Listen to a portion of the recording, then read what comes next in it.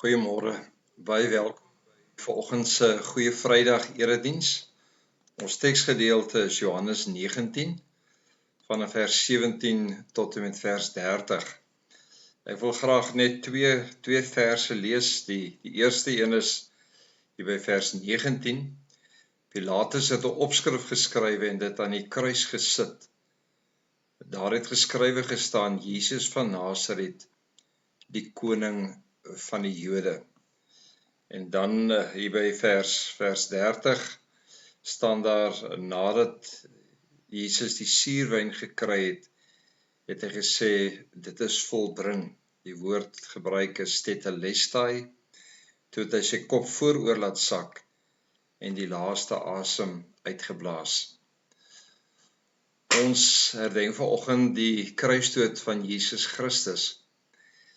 En as mens hierdie gedeelte in Johannes 19 lees, dan is dit eintlik baie besonders van hoe dat Johannes vir ons eintlik bring by die plek waar ons eintlik nie anders kan as om vir Jesus as die Messias, as die verlosser te kan erken nie. En daarmee saam ook om na te dink oor wat beteken sy kruisdood ook vir my en vir jou.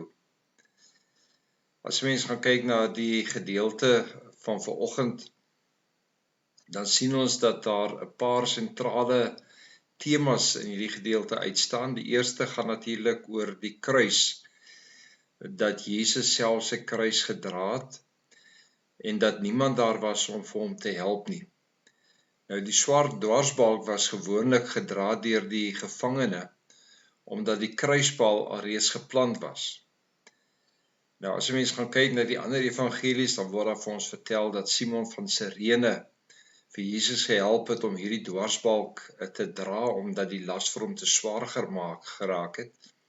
Maar hier in die Johannes evangelie word glad nie van Simon van Sirene enigstens melding gemaak nie. Inteendeel, die woorde wat hier gebruik word is dat Christus hierdie kruisdood op homself geneem het. Eintlik om vir ons te herinner dat daar niemand anders was wat bygedra het om hierdie, ek wil amper sê, kruisdood ligter te maak of die impak daarvan te verminder nie.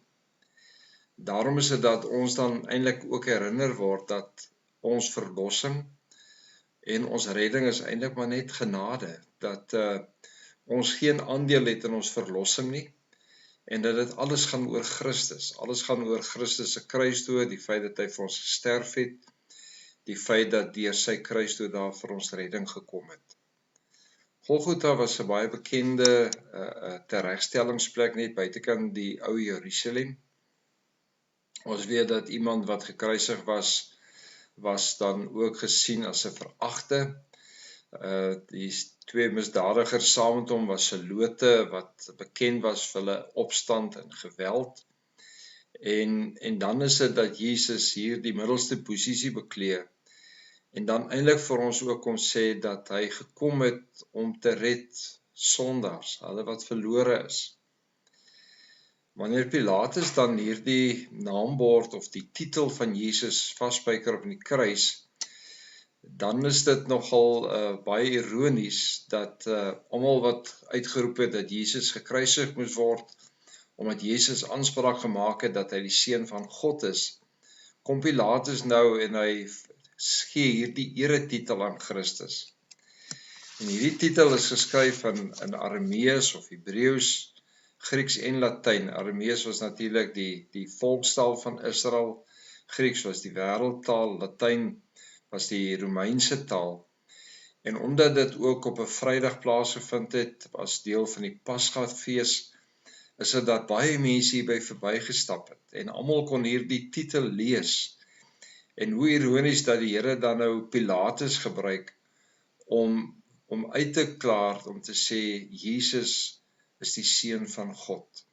Hierdie Jesus wat julle verwerp, hierdie Jesus wat julle laat kruisig het, hy is die seun van God. En is dit dat Johannes vir ons eintlik in beweging wil bring om vir ons te sê, ons kan eintlik nie anders as om Jesus te omarm en om sy verlossing in ons lewe te erken en te bely dat dit vir my en vir jou is, en dat sy kruisdood daar is vir elkeen van ons. As ons gaan kyk na die soldate wat sy klere verdeel, was dit die gebruik dat die soldate kon die besittings neem en dit skeur en verdeel. Ons lees hierso ook van die onderkleed wat soos 'n lyfrok was wat geen nate gehad het nie, en dat hulle dit uitgeloot het, en so kom die profesie in Psalm 22 dan ook tot vervulling. En is dit dat die hele skrif eintlik getuig om te sê, hierdie Jesus is die ware God.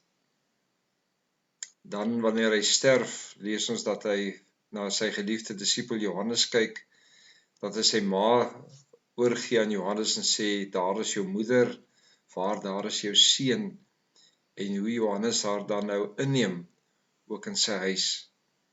Daarna lees ons van Jesus se sterwe. En wat 'n ongelooflike woord om te hoor, tetelestai. Dit beteken, dit is vereffen. En tetelestai was gebruik in drie betekenisse. Die een kant het dit 'n ekonomiese betekenis gehad, wanneer jy rekening gehad het, en die rekening was ten volle betaal, dan word die woorde gebruik, tetelestai. Eintlik om vir ons te herinner om te sê, die skuld teen my en jou, die skuld teen die wêreld is betaal. Dit het ook 'n juridiese betekenis gehad. Gewoonlik wanneer iemand verhoor was en daardie persoon was volkome vrygespreek en daar was geen getuienis teenoor hierdie persoon nie, dan was die woord tetelestai gebruik. En so is dit dat die Here ook vanoggend vir my en vir jou sê, as ons kyk na ons lewe, ons kyk na ons verhouding met die Here, dan wil hy sê die skuld, die onskuld van my en van jou is verklaar deur die dood van Jesus Christus. Dit het ook 'n militêre betekenis gehad. As 'n oorlog verby was, die oorlog was gewen, was die woord tetelestai gebruik. Wat beteken die stryd is gestry. Ek en jy hoef nie meer te beklei teen Satan nie. Christus het klaar hierdie stryd vir my en vir jou gestry. En daarom kan ek en jy leef in 'n verhouding teenoor die Here, in gehoorsaamheid teenoor God. En mag die Here op hierdie goeie Vrydag vir my en vir jou herinner aan die inhoud van sy kruisdood, maar die voorreg om te weet dat Christus vir my en vir jou sy kinders kom maak het, en dat ons die voorreg het om in 'n verhouding tot hom te leef. Kom ons bid saam. Here, dankie vir u liefde, dankie vir u kruisdood, dankie vir die woorde, dit is volbring. Amen.